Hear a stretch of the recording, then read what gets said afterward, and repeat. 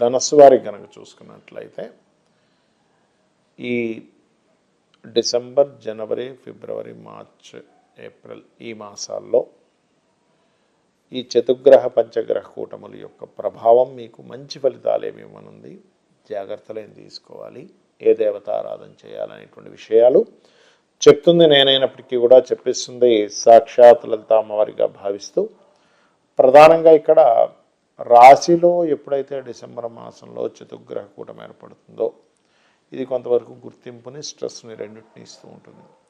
కాకపోతే జనవరి మాసంలో ఏర్పడేటువంటి పంచగ్రహ కూటమి మీకు ధనలాభాన్ని, కొంచెం ఫైనాన్షియల్ గ్రోత్ని ఇస్తుంది. ఫిబ్రవరి మాసంలో కొంత ప్లేస్ చేంజ్ అవ్వడం వల్ల కొంత లాభాన్ని, కొంచెం ధైర్య సాహసాలతో కొన్ని పనులు చేయడం ఫిబ్రవరి, మార్చ్ మాసాల్లో. ఏప్రిల్ మాసంలో మీరు ఏదైనా ప్రాపర్టీస్ తీసుకోవడము, విద్యా సంబంధించిన విషయంలో గతంలో ఏర్పడినటువంటి బ్యాక్లాగ్స్ క్లియర్ చేసుకోవడం అనేటువంటి చాలా స్పష్టంగా చూపిస్తుంది.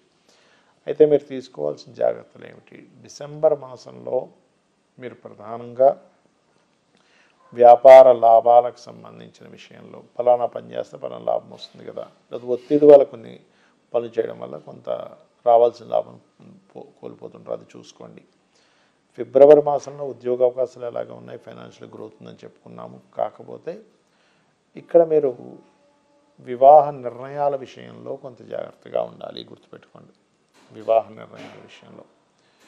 మరియు మరొక విషయం ఏంటంటే ప్రధానంగా ఈ లాంగ్ జర్నీస్ వెళ్ళేటప్పుడు హైయర్ ఎడ్యుకేషన్ విషయంలో, తండ్రి గారి ఆరోగ్య విషయంలో కూడా జాగ్రత్తగా ఉండాలి. ఎప్పుడు ఈ జనవరి మాసంలోని మరి ఏప్రిల్ మాసం 2 మాసాల్లో కూడా తండ్రి ఆరోగ్య విషయంలో జాగ్రత్తగా ఉండాలి చెప్పాలంటే. మరియు ఈ యొక్క వాహనం మీద వెళ్ళేటప్పుడు ప్రధానంగా డిసెంబరు, ఫిబ్రవరి, మార్చి మాసాల్లో కొంత జాగ్రత్తగా ఉండండి. ఏదైనా రీసెర్చ్ చేసేటప్పుడు ఇన్సూరెన్సెస్ విషయాల్లో కూడా కొంత జాగ్రత్తగా ఉండాలి. ఇక మీరు నిత్యము చేయవలసిన దేవతారాధన లక్ష్మీ నరసింహస్వామి యొక్క ఆరాధన చేయండి అన్ని. మరి ఈ పంచగ్రహ కూటమి యొక్క ప్రభావం మీ మీద పడకుండా ఉండాలి అంటే ఏం చేయాలి? గుర్తుపెట్టుకోండి, ఇందులో పాజిటివ్ ఫలితాలు ఉన్నాయి, జాగ్రత్తలు ఉన్నాయి. కాబట్టి కేవలం పాజిటివ్ ఫలితాలే మీకు చక్కగా రావాలి, ఎందుకంటే ఎవరికైనా మంచి జరగాలని కోరుకుంటాం. కాబట్టి మీరు నవగ్రహాలలో గుర్తుపెట్టుకోండి, శని, రాహువు, కేతువు, కుజుడు, గురువు, ఈ 5 గ్రహాల దగ్గర వీలున్నప్పుడల్లా దీపారాధన చేస్తూ ఉండండి. Point number 1. రెండవది, చండీ పారాయణం వినడం కానీ, చండీ హోమాలవి జరిగే దగ్గరికి కానీ వెళ్తూ ఉండండి. కాస్త అక్కడ కొంచెం స్పెండ్ చేస్తూ ఉండండి. మరియు గోశాలకు వెళ్ళి గోవులకి బెల్లము, క్యారెట్స్, గ్రాసము ఇవి తినిపిస్తూ ఉండండి. మరి ఈ పంచగ్రహ కూటములు మనకి మధ్యలో ఒకసారి గ్రహణం కూడా వస్తుంది దీంట్లో చూసుకుంటే. కాబట్టి గ్రహణ ప్రభావం కానివ్వండి, పంచగ్రహ కూటమి ప్రభావం కానివ్వండి, వేటి మీద దీని ఎఫెక్ట్ ఎక్కువగా పడుతుంది అంటే ఇందులో చాలా అంశాలు ఉన్నాయి. ఇవి ఎలాంటి అంశాలు అంటే మనం ఎప్పుడూ కనీ విని ఎరుగనటువంటి వింతలు, విశేషాలు ఒక 100 సంవత్సరాల వెనక్కి 100 సంవత్సరాల ముందుకు విన్నా జరగదు. ఎందుకంటే ఇటువంటి పంచగ్రహ కూటమి ఎప్పుడూ రాలే. మనకి సంవత్సరానికి ఒకసారి ఖచ్చితంగా చతుర్గ్రహ కూటమి వస్తుంది. పంచగ్రహ కూటమి 2 ఏళ్ళకి 3 ఏళ్ళకి ఒకసారి ఖచ్చితంగా వస్తుంది. కానీ కేవలం 2 నెలల్లో 3 సార్లు పంచగ్రహ కూటమి రావడము, కేవలం ఒక 3-4 నెలల వ్యవధిలో 3 సార్లు చతుర్గ్రహ కూటమి రావడం జరుగుతుంది. అంటే ఏమిటి? ఈ కూటమి అంటే కలవడము. ఈ కలవడం అనే దాన్ని ఎట్లా తీసుకుంటాము అంటే ఇది రకరకాలుగా చూపిస్తుంది. ప్రపంచ దేశాలు మొత్తం ఈ అట్మాస్ఫియర్ మీద ప్రపంచ దేశాలు అన్నిటి మీద చూపిస్తుంది. అంటే కొన్ని దేశాలు కొన్ని దేశాల యొక్క కరెన్సీని కంట్రోల్ చేయడానికి కొన్ని దేశ నాయకులు ఒకటై కొన్ని నిర్ణయాలు తీసుకోవడం అనేది జరుగుతుంది. గుర్తుపెట్టుకోండి, పాయింట్ నెంబర్ 1.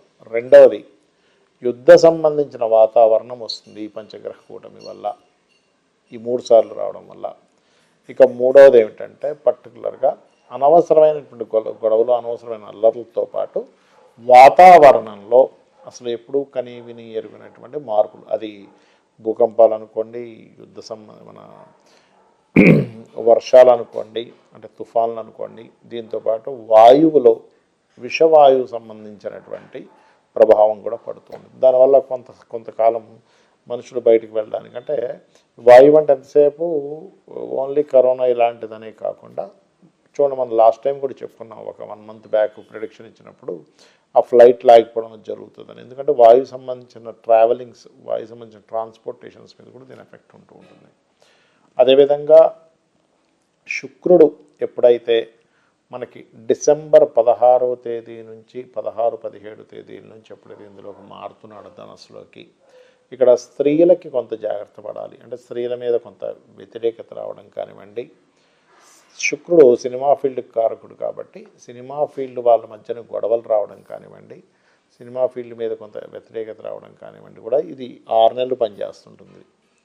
అంటే ఎవరో ఏదో మాట్లాడడం వల్ల గొడవ రావడం, మరియు సినిమా ఫీల్డ్ వాళ్ళకు కొంత యాక్సిడెంటల్ జరగడం, సినిమా ఫీల్డ్ వాళ్ళు కొన్ని విషయాలను ఎదుర్కోవాల్సిన పరిస్థితి రావడం అనేటువంటిది కూడా చూపిస్తుంది.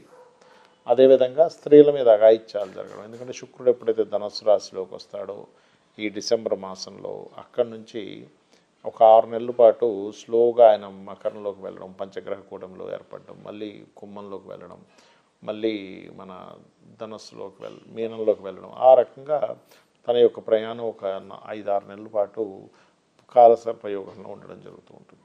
కాబట్టి అదేవిధంగా ఈ కరెన్సీ రిలేటెడ్, మనీ రిలేటెడ్ సంబంధించిన రూపం కూడా మారనుంది, గుర్తుపెట్టుకోండి. కరెన్సీ రూపం మారనుంది. అలాగే మరొక విషయం ఏంటంటే కొన్ని ఈ టెక్నికల్ రిలేటెడ్, టెక్నాలజీ రిలేటెడ్ విషయాల్లో కూడా కొన్ని అద్భుతాలు జరగనున్నాయి, కొన్ని నిధులు కూడా దొరకనున్నాయి. కాకపోతే మనకి చూడండి, ఇప్పుడు అంతరిక్షంలో కొన్ని అంతరిక్ష వాసులు ప్రయాణాలు జరుగుతుంటాయి అంటూ ఉంటారు. అటువంటి వారి నుంచి కొంత ఇన్ఫర్మేషన్ మనం సేకరించడము, వారి నుంచి కొన్ని సిగ్నల్స్ భూమి మీదకి రావడం, తద్వారా కొంతవరకు కొన్ని అంటే ఎప్పటి నుంచో ఎదురు చూస్తున్నటువంటి ఒక కమ్యూనికేషన్ కూడా జరగడం జరుగుతుంది. దీనివల్ల గుర్తుపెట్టుకోండి. మనకి ఈ మధ్య మనం చూస్తున్నాం అట్లస్ 3i ఏదో సౌరమండలం నుంచి పాస్ అవుతుందని వింటున్నాం. దాని నుంచి కూడా కొంతవరకు మనం నేర్చుకోవడం జరుగుతుంది. బికాజ్ ఆఫ్ అంత పెద్ద వ్యోమగామి అంటారు, అంటే అంత పెద్ద ఒక అంతరిక్ష నౌక లాంటిది పాస్ ఆన్ అవ్వడం ద ఫస్ట్ టైం మనం చూడడం. కాబట్టి అన్నీ ఎలా ఉంటాయంటే వింతల విశేషాలన్నీ కూడా ఒక 100 సంవత్సరాల తర్వాత కూడా ఇలాంటిది జరుగుతుందా అనే రకంగాను, 100 సంవత్సరాల ముందు కూడా ఇలాంటిది జరుగుతుందా అని. ఎందుకంటే ఇటువంటి కాంబినేషన్ 100 సంవత్సరాలకు ఒకసారి మాత్రమే వస్తుంది.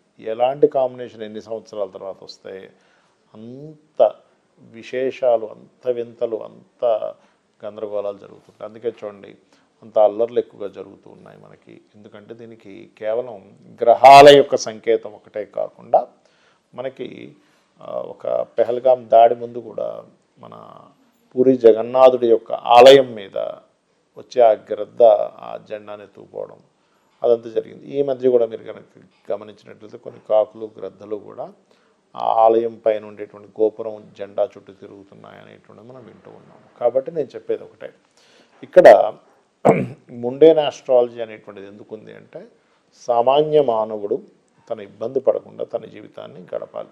దానికి మనం ఏం చేయాలి?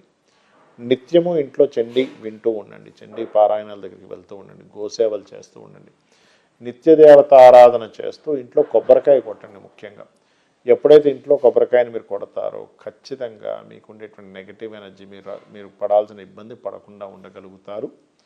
శ్రీమాత్రే నమః.